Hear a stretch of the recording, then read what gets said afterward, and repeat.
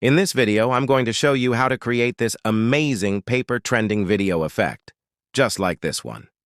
First, open any browser on your device, then search for Paper Animator and click on the first website that appears. Now click on this launch option. Now log in from here using your email. Once you're logged in, tap on the third option here. Now select this template. Now click on this Customize option. Now enter your text here. You can add up to 3 text lines for free. Use the same text or different ones depending on your needs. Select aspect ratio from here. Now go to the Appearance option and adjust the settings based on your preference. For example, I'm going to change the stroke color from here. Now tap on Render Video. Wait until the rendering is complete, then tap here to download.